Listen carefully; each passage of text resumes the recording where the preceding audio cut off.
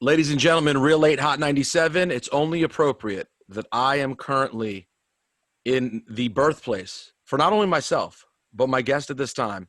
His album, No Pressure, is out now and crushing. Logic, ladies and gentlemen, joining me on Real Late. It's been a minute, man. Yeah, I know, dude. Literally. Like, how long has it been? In person, it's been a few years, 3 years Yeah. maybe. And I'm trying to think of the last time I saw you. Last time I interviewed you, a bit longer than that, perhaps. But by the way, your actual birthplace is Montgomery County, Maryland? Yeah. What hospital? Shady Grove. Shady Grove, yeah. Oh, just for you. He just jumped up as you talked, just so you know. Is it Bear? Oh, Bear. You had Dude, to know. He's so cute. He looks like a flying squirrel. He does have serious flying squirrel vibes. All right, well, listen, we got to jump into some serious talk here because, the word came out a couple weeks ago that you're retiring and going to full-blown dad life. And I guess first and foremost, obviously, and I told you this personally already, but congratulations. That's amazing. Thank you. Thanks a lot. And my first thought was, and I said this on the air when we were talking about you the other day, my first thought was, well, does he have to go full retirement to be dad? Like, people have pulled this off before. He's only 25 years old. So they have. Take me through your thought process. I think first and foremost, I love music. I'm always going to make music. I was in the studio. There's a crazy studio here in Montana that I discovered. And I was in there with Six and my engineer and all the homies, and we were cooking last night.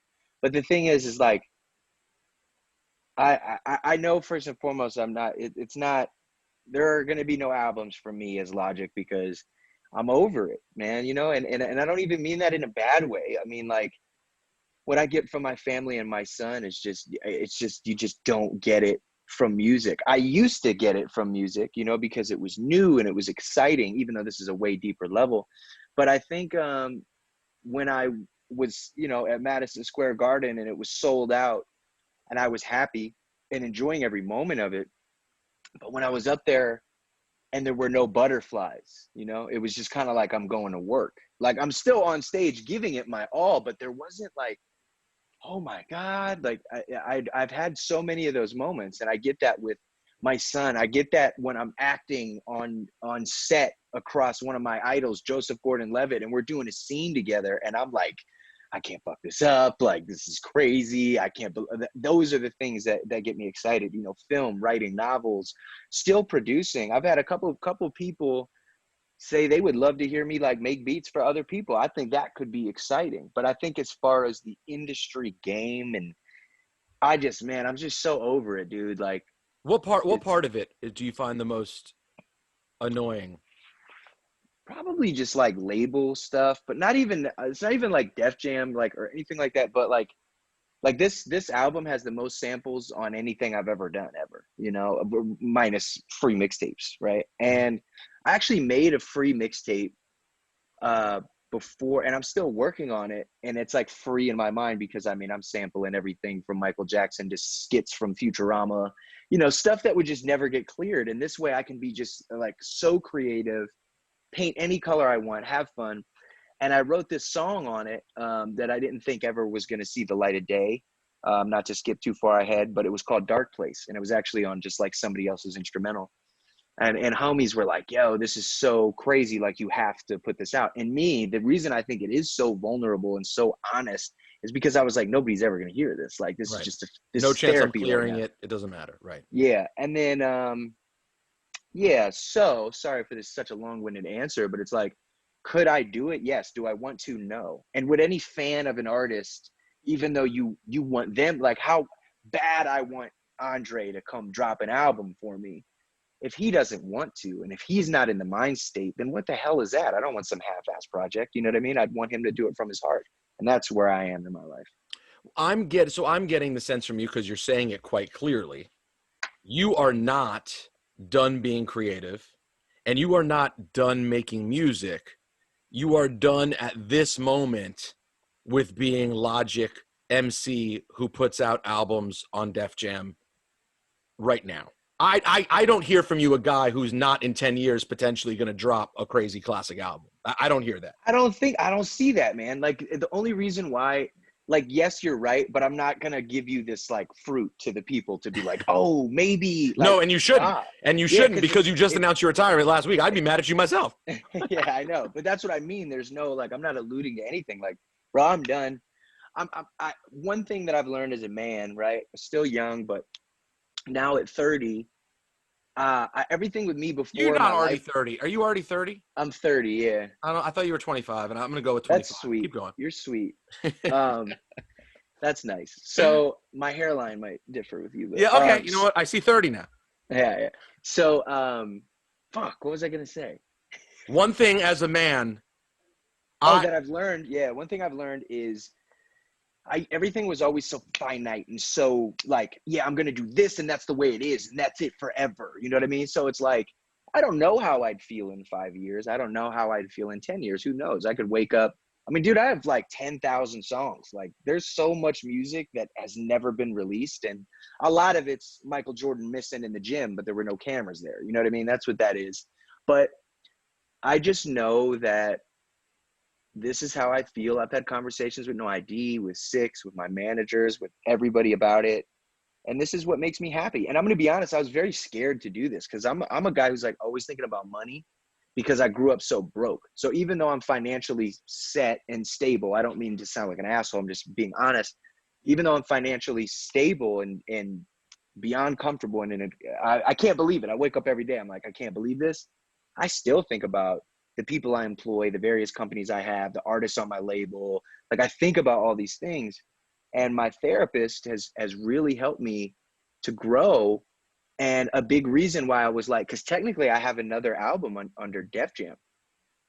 And I was like, well, if I have another album, then I could re-up and then blah, blah, blah, and do all that. And I was just like thinking about money, not the art. And that's why with this album, I was like, fuck that. I called my manager. I was like, bro, I want to retire. And you know what he said to me? I was like actually really scared because me and him have been like, that's like my chubs. You know what I mean? Like, we've just been so tight for so long, and the grind and the business, and he loves that shit. And I was just like, look, man, I really want to retire. And he was like, you deserve it. He's like, you've gone for 10 years plus professionally, and you've dropped on many, many years, 2 albums a year. We got 3 number ones in a row. He's like, bro, go, you know, do your thing. And that meant a lot to me. Sorry. What year was the first album?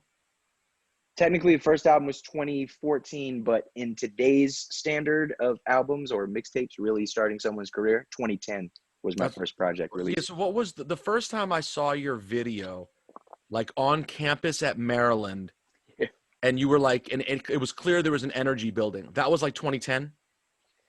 That was probably 2011.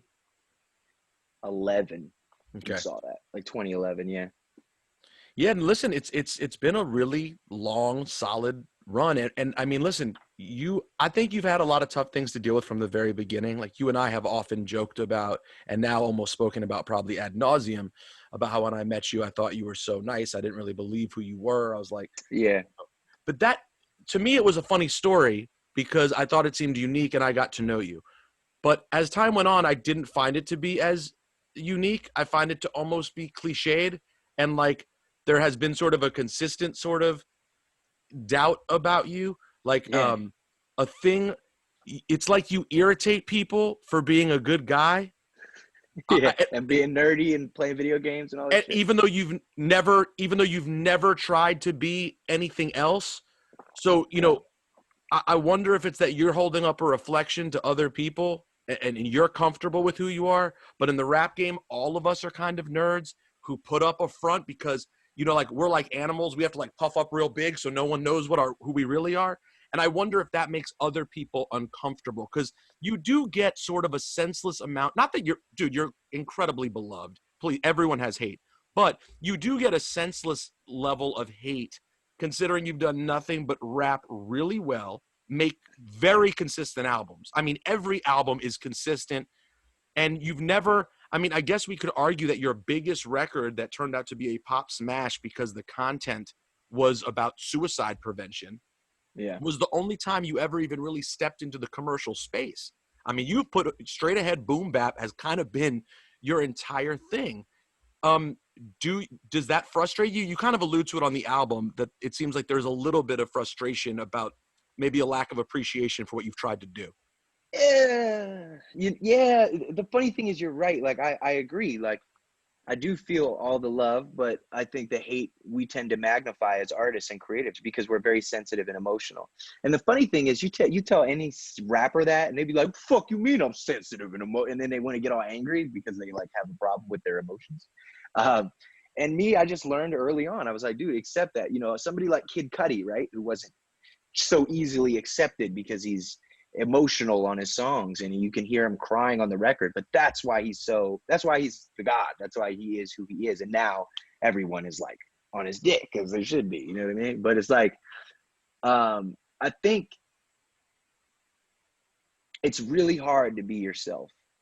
And when I released my last album, so yeah, you hit the nail on the head. Like, dude, nobody was in the studio when I was dropping 1-800 like smash. Like, this is Right. like nobody, dog. And it wasn't that, you know. And the funny part is, I had actually wanted to be like, I wanted to be on the radio. I was looking at Kendrick and J. Cole and all this. But the funny thing is, especially like Cole, right? Like, everybody wanted to like hate on Workout and whatever the case may be. But do you know how many people like love that song, you know?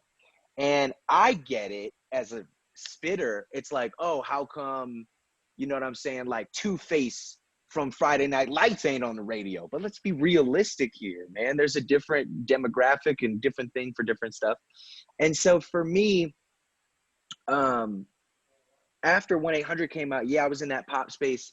But before that, it's like I all I wanted to do, dude, was just rap, but I wanted to be on the radio. I wanted to be famous. Like, who doesn't? I don't even care. I don't care if you're an underground artist talking about fuck the radio. Dog, you wish they played your shit on the radio because you just want more people to hear it, because you want to be loved, because you're a creative, right? So with me, after 1-800 happened, before that, I was like, I'm over it, because I had tried over and over, and went to the radio stations and I schmoozed that demographic of radio people. And I was just like, nothing was happening. And I was just so over it, dude. So then when 1-800 happened, and it happened organically, I was like, yo, this is crazy. And I remember Chris, my manager, like, yo, it's blowing up. And I was like, I don't want to hear about it, because I was so tainted. I was so like over it. I was like, don't tell me. And he's like, bro, it might go #1. I'm like, shut the fuck up. He's like, bro, it's #1. I'm like, I don't want to hear about it, dog. Just like, let it go. He's like, yo, you just got nominated for a Grammy. I was like, all right, I'm with you. Like, you know what I mean? So I'll listen now. Yeah. And then after it was and then when it was big, I was like, this is my chance. I was like, this is really my chance to like cross over. And then I did a record with Marshmello, right? Some like EDM trap shit. And I just made that for like white girls at the festival getting lit. Like, you know what I mean? I work hard every day. Like, who can't low-key relate to that and whatever. So I did that, and that was super fun, man. And then I started riding this trend. That's when I did the Bobby Tarantino 2, which was super trap, but still rapping, dog. But like being able to have fun. I think my most like braggadocious, just not the most substance-filled record is probably my last one, Confessions of a Dangerous Mind, which I just wanted to have fun. I was like, I made it. I'm here. I'm in this space. This has been amazing. And I'd never talked about my Rolex. I'd never talked about, you know, like my Bronco and these things in a fun way. And then when it went #1 and I'm in arenas that are sold out, but then the narrative on the internet is like Logic, like, you were the chosen one, like the meme and shit. And I'm like, what? You guys shit on me forever. You said my first album wasn't good as my mixtapes. My second album wasn't good as my first album. My third, and all this. And it made me really sad. And then I realized that 1, you can't make everybody happy. And 2, I really learned to love myself. And when I truly and utterly could look in the mirror with 98% confidence, because nobody's ever 100% confident, I realized what mattered most, and it was my family and my mental health.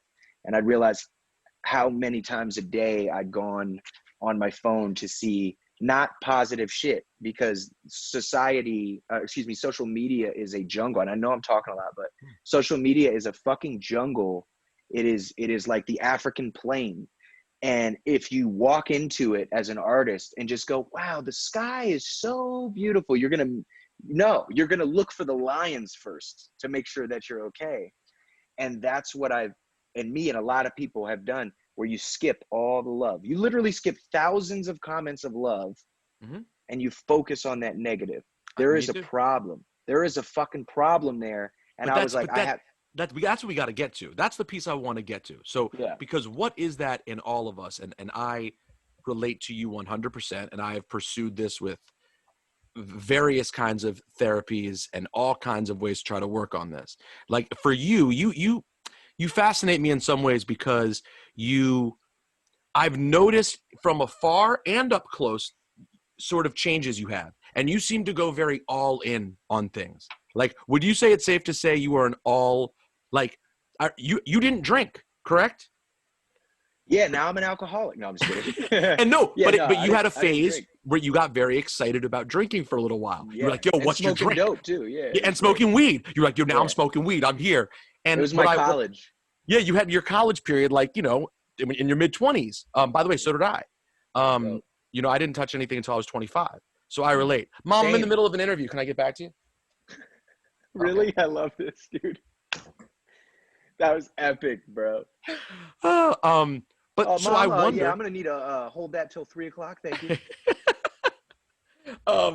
But so I wonder though, like what that is, and you are speaking about, and I speak about all the time.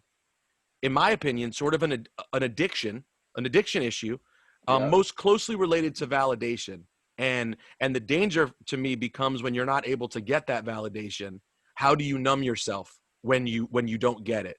And maybe I'm overstepping, but I sense from you things that I deal with myself.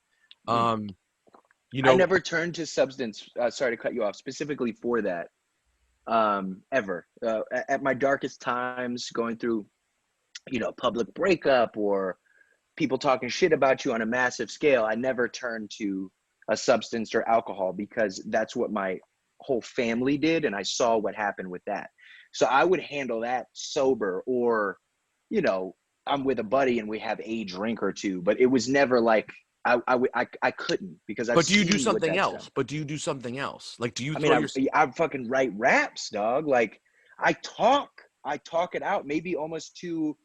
I don't think it's unhealthy to talk, but it's like I talk to everyone. I talk to my wife. I talk to my best friends. I call everyone. I call people that aren't even that close to me for unbiased opinions. I speak to my therapist. Like, I'm not perfect, but it's like that's what I dive into. I dive into doing anything and everything that I can to get down to the bottom of it.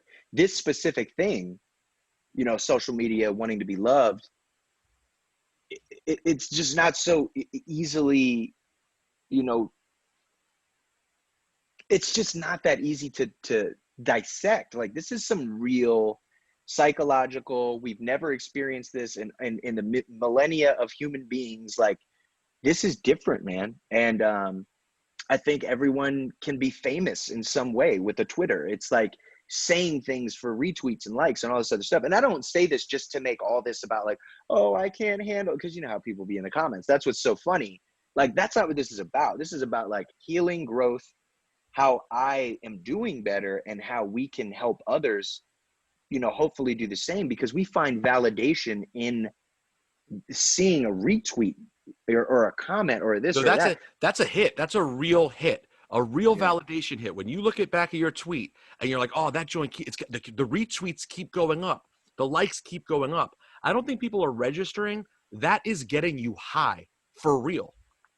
Yeah, think about it. Even with your show, like, think about before, you're on the radio, killing it, right? It's like the dream to do what you do.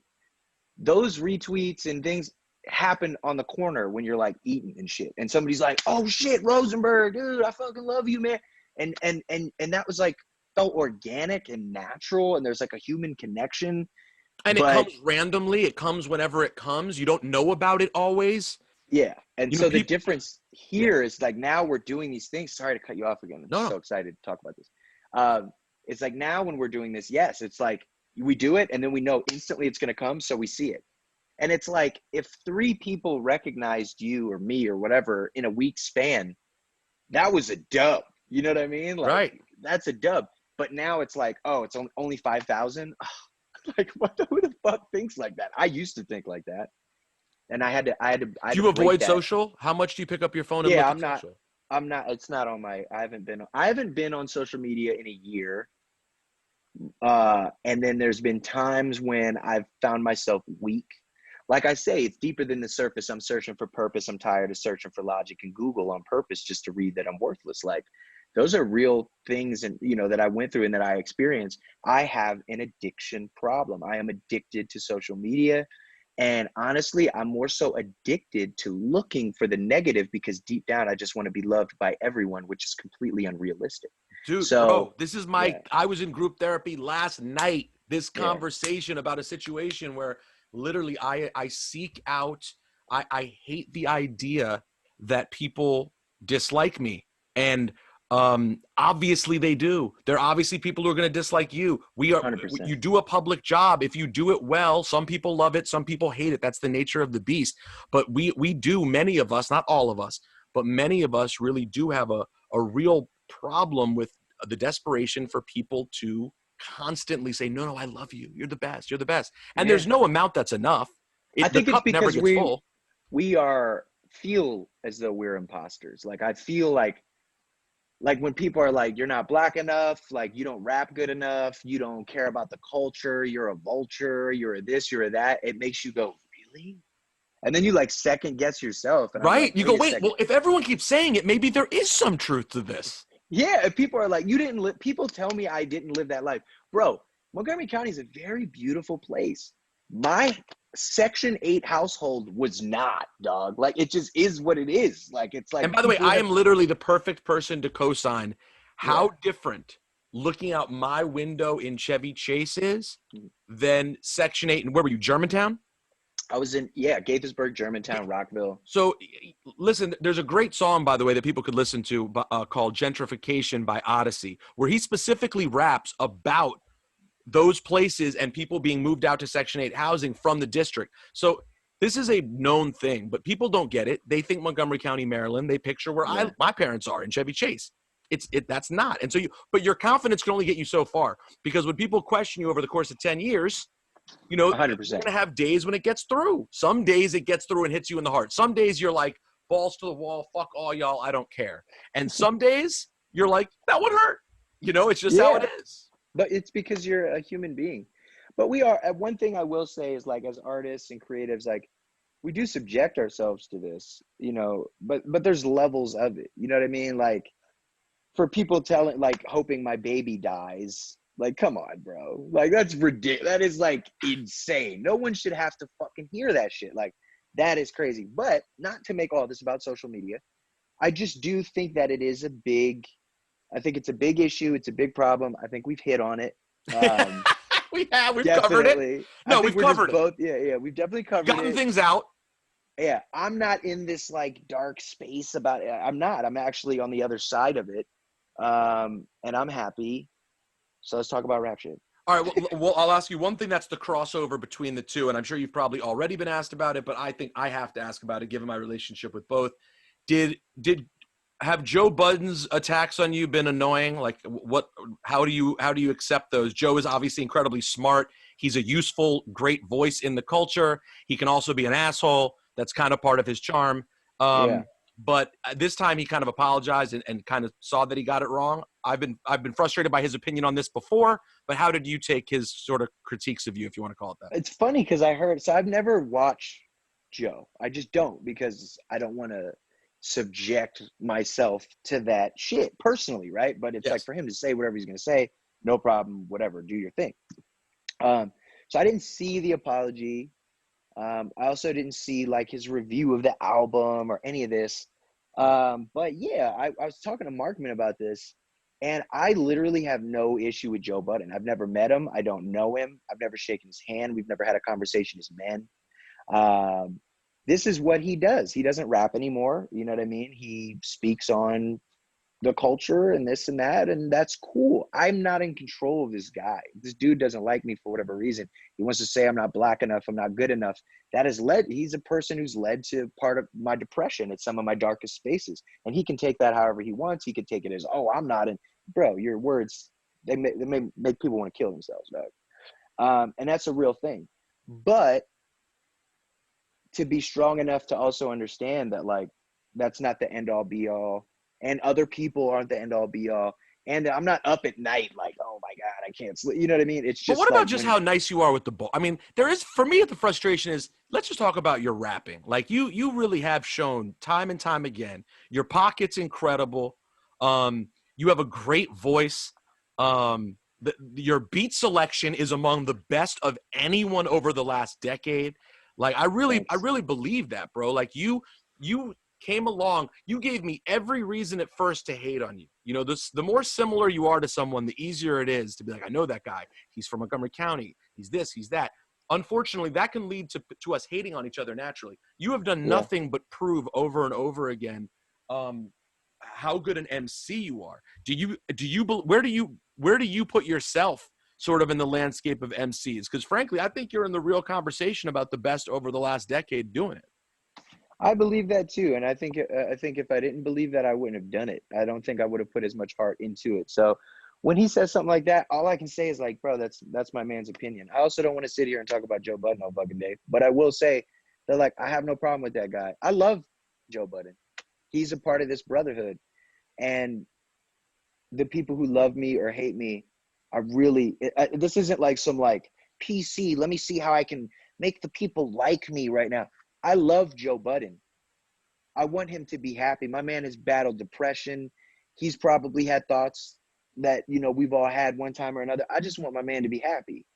And if making Joe Budden happy is shitting on me all day, then by all Well, means, because I'm going to focus on the positive that's going on. And believe me, that's as it. someone who's been a personal friend of his, there are times when shitting on people that he loves is part of his MO. But that's why I find it all to be interesting and sort of complicated, because we are all that. And you guys particularly as MCs are definitely part of a special brotherhood. Where do you think the game sits right now in general? I Someone hit me up think, yesterday. Who should I be listening to? And I will tell you, like, while there's a lot of shit I'm into, super underground shit, yeah, in terms of what's kind of at your level, you know, besides the names that we've gotten to know, is there a lot out there that you're fucking with? I don't listen to rap music. Like, I keep my ear to the ground, and it's more under the ground, like yourself. But when I do listen to hip hop, like, I'm listening to fucking Mac DeMarco, Toro y Moi, Destroyer, Crumb. Like, I'm listening to just indie rock music. I just love it. I consume like, hip hop is like work. It's almost like if I'm listening to rap, I'm working. I'm constantly like, I just can't, unless you're like my favorite, unless you're J. Cole, I can't listen to you without dissecting every single thing. Are you And able that's to why avoid that with a J. Cole or a Kendrick? Are you able with, to just be a fan? with Cole and Kendrick, but there's still that level of like, I do it. I usually, what I do the first time is I do everything that I can to just listen as a fan and pretend I don't rap or know them or this or that or whatever. And I just sit there and and I go into it happy. So many people nowadays, they go into listening to music like, how can I review this? Like, shut the fuck up, man. Just Light a blunt, enjoy it. sit Yeah, down. yeah, straight up, right? Hit the Henny. But yeah, so I think, okay, where are we? Where's the state of hip hop? I talked about this with my boy Nick Huff. One thing that really upsets me is just the fact that there aren't more subgenres of hip hop. Like, Mm. you know, I was saying this, they could take me, Tyler the Creator, Doja Cat, you know, Meek Mill, Lil Pump, and put us all in the same category at the Grammys. And it's just like, that's bullshit. And that's no disrespect to any other artist. I think we're all great. There's not that anyone is more superior But you're or not in the less same than. category. We're just not in the same category. And once again, it's not about superiority. It's just like, oh, okay, rock and roll, indie rock, grunge, shoegazing. Like, you could go on, you know, country, bluegrass, southern, whatever, techno, electro hop, you know what I mean? EDM, like, there's so many things, but with hip hop, and I get it. I think hip hop is almost so special. How do you categorize, you know, so many individuals that create so many different types of music? I consider myself Hip hop. I think I'd made an indie rock album. I think I've made pop music as well. But what is hip hop? I also understand that there's a discussion and a conversation that could be had there. But I think there's just a different, at least in sonics, right? Like I don't think like Polo G or Roddy, I don't consider that the same thing as a Mos Def. That doesn't mean that hip hop hasn't evolved and the sound hasn't evolved. It totally has, but how is the sound continue to evolve for these young talented brothers, right?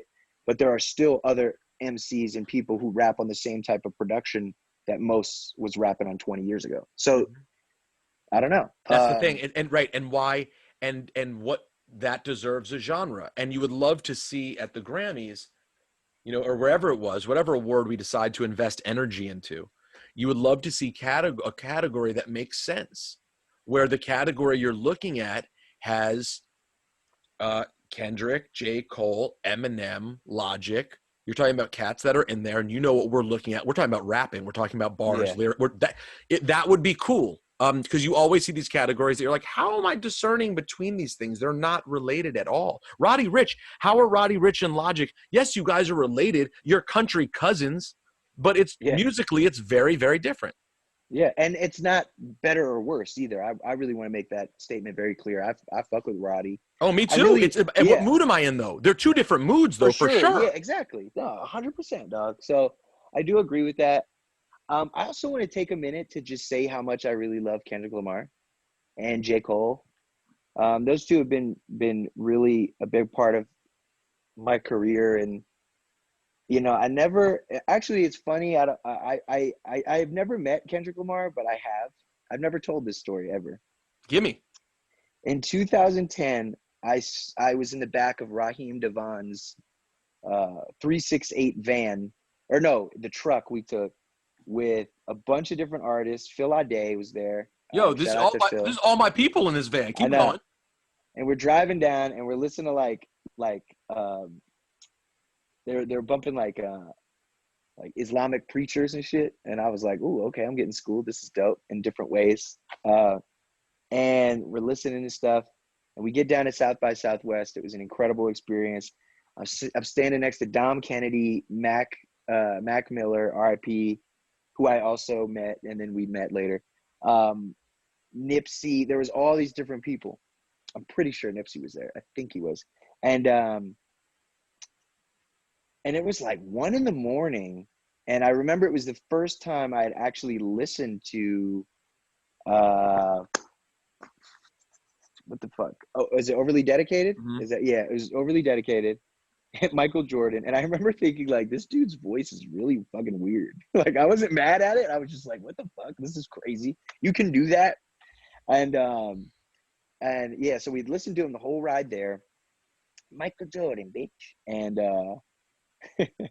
and we get there, and he like does a show, and I just remember going up to him and being like, man, I really like that mixtape. Like, I didn't know who this guy was going to become, and I wasn't Logic, and he wasn't Kendrick Lamar.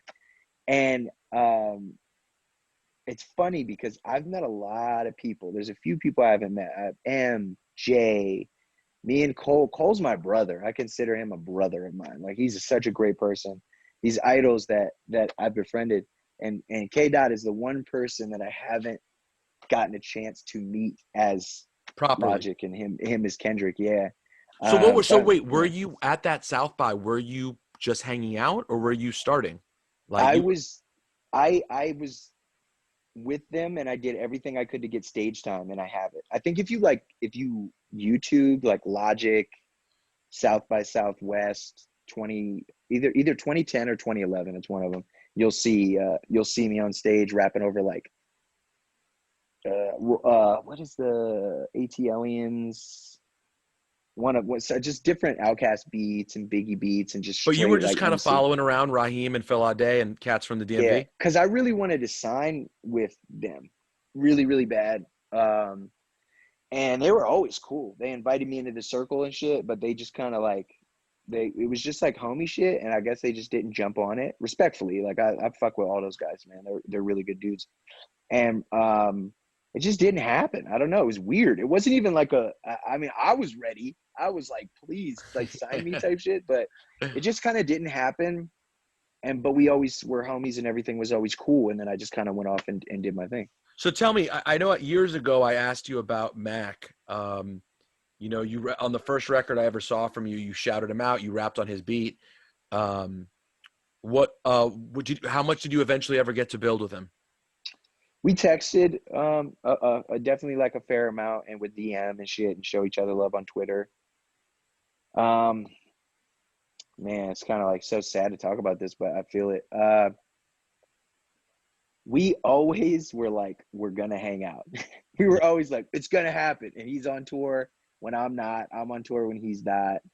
It was just always like gonna happen, and it never did, and that sucks.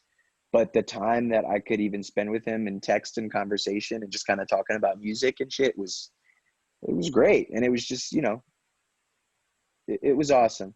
It's we all have our demons. Do you remember where you were when you found out? I do, bro.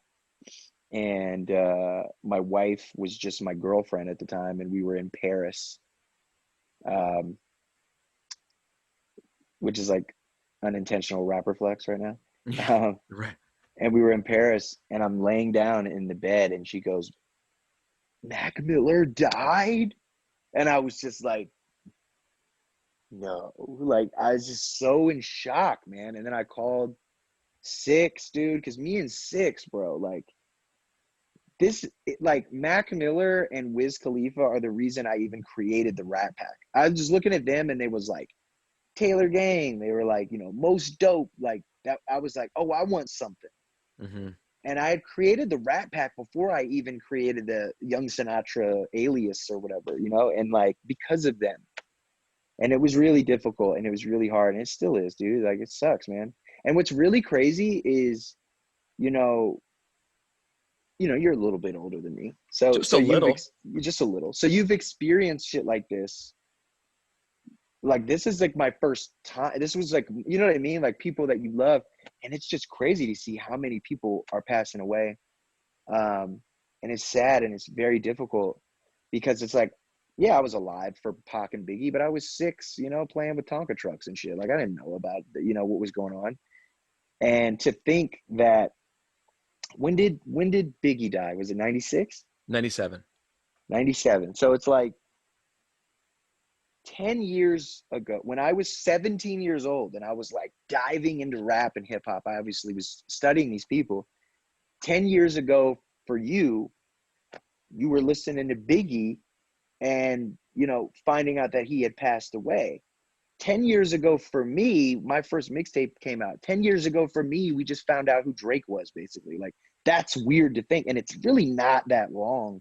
But at the same time, it is. You know what I mean? Because I have kids, I have people who will be like 24 and they're like, yo, man, I love your music. I've been listening to you since I was ninth grade. And I'm like, whoa. So time is like is a really crazy thing. Speaking of time, I'm good on time.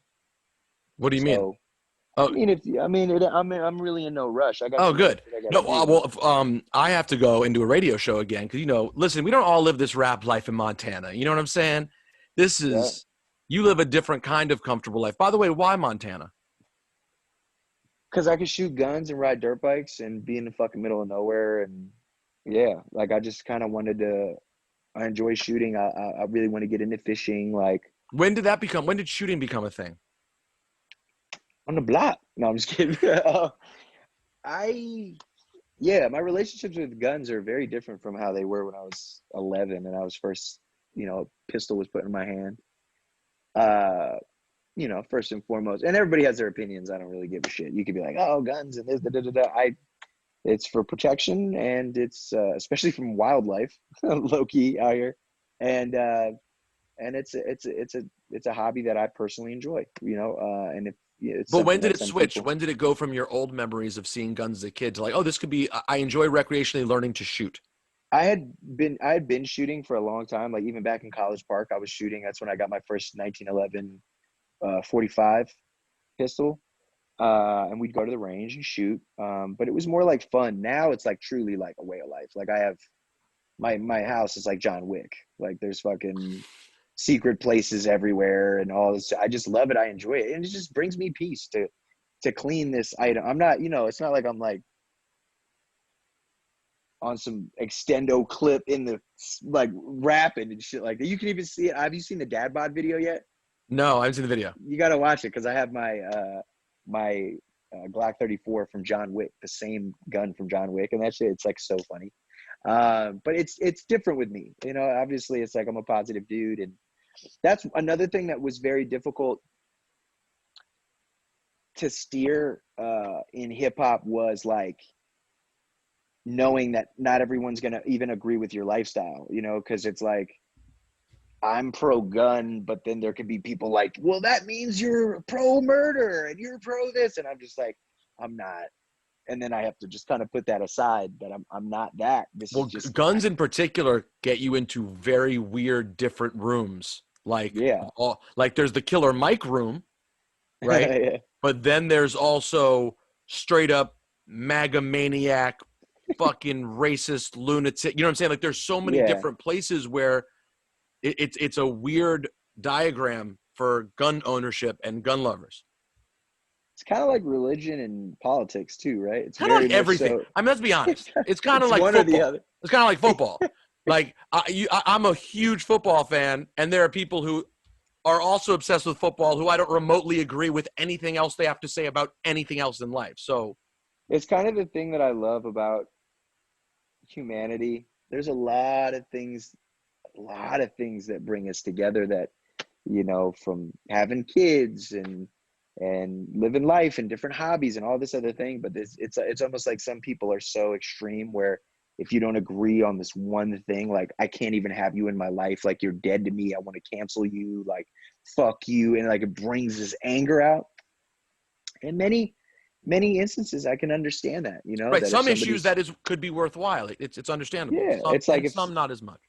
If there's black men and women getting shot down in the street and there's some dude with a MAGA hat on, like they shouldn't have been there at that time, like that's make you want to ride or die for that fucking cause, man. And I can understand that because I've been there. But at the same time, I don't wish nobody death. And that's another thing. Everybody else has their opinions. Like I'm the type of dude that, if somebody did some like horrible crime, I'm kind of like, yeah, let them rot in jail for the rest of their life. Some people are like, put them to death, eye for an eye. Like, and who's to really say who's wrong or who's not? I feel like we're all in kindergarten. We just have nuclear codes. Like, we don't know what the fuck we're doing. Like, we're kids, man. Like, it's why philosophers are philosophers, to philosophize. It's their theories on life and the universe, man. You know what I mean? So, I don't know. I think with that, but will you say this one issue, and it's interesting because the NBA restarted yesterday, and that big beautiful Black Lives Matter right across the court, it forces a conversation where there are going to be people out there who are like, this is one issue. If I can't get you, if you don't understand why Black Lives Matter, and furthermore, you don't understand why all lives matter is an affront to Black Lives Matter, then we got a problem. And we're probably not going to be able to solve it. I agree. I wholeheartedly agree with that. And there are people who probably wholeheartedly disagree with you. And I mean, I've been there, dude. I have had undocumented,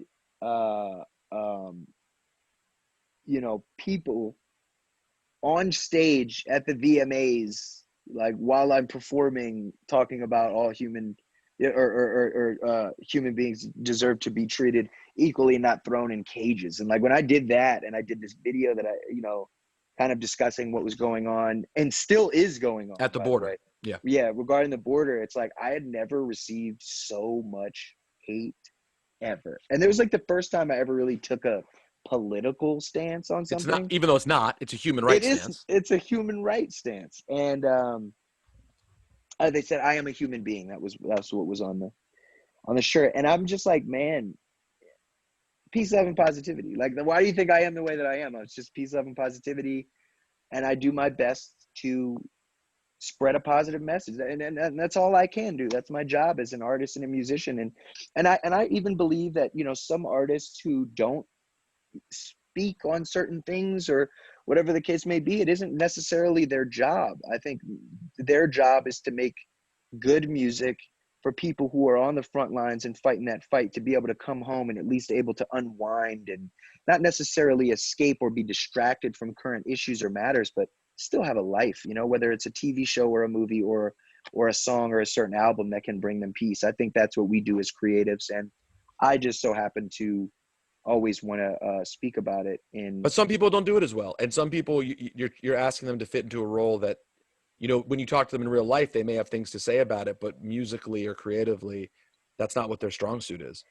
Yeah, I mean, dude, you know, even with everything with that had begun with George Floyd recently, I wasn't on the internet. And then I found out that people were like, Oh, why haven't you up. spoken? Yeah. Yeah, they were like, why haven't you spoken? And you need to speak on this, and you're not black, that's why. And like, and then it just turns into this like negative thing. And I was like, can I mourn this man? Like, it's been 36 hours. Can I process What we my just anger? saw. Right. Yeah, and everything. Can I even, I mean, Chappelle said it the best, you know what I mean? And I did. But the funny thing is, when I talked about it, I posted this video, and it was really more so like I didn't even know what to say, honestly. Like you watch me for however many minutes, and I'm literally like, I just don't even know what to say.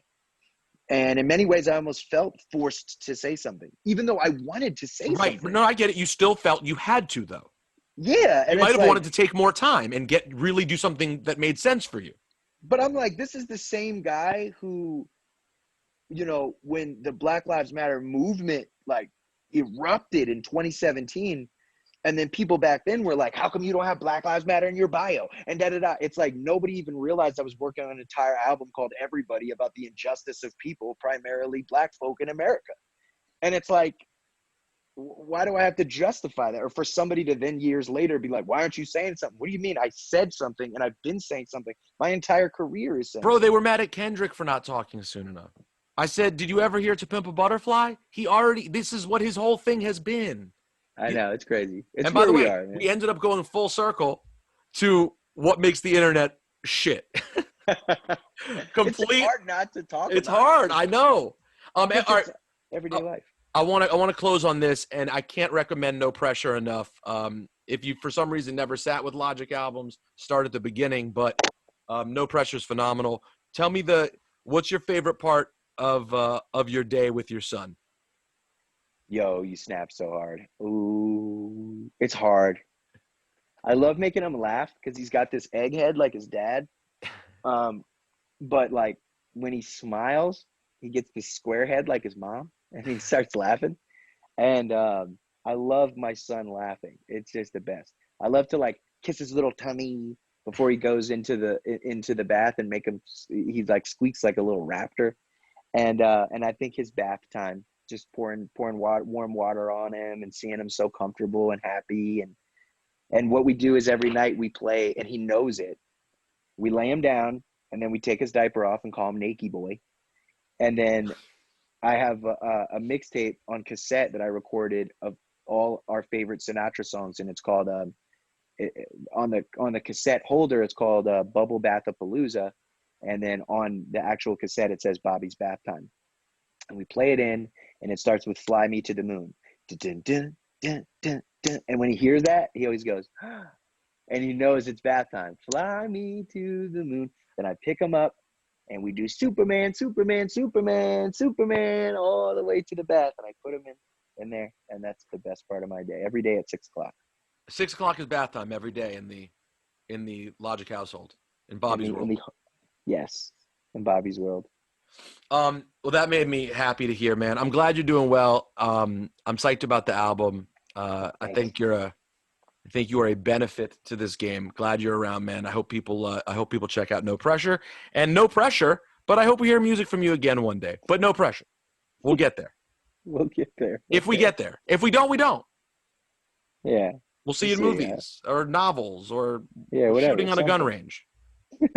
For sure. You're the man. Yo, thanks for such a great interview. It's so funny. Like, I know you got to go, but I'm like enjoying this so much. We need a podcast together or something. Hey, man. That'd be gnarly. We could be some very nerdy, rap nerdy, deep dive podcast. Hey, I'll come out to Montana sometime, though. I've never done that. And it's a safe place. Very low COVID numbers. Yeah, that's why we're here too. Yeah, I was going to say, that's a great call. Hey, hit me soon, man. Take care of yourself. I appreciate you, brother. Logic, no pressure, everyone. Peace. Yo, peace, bro.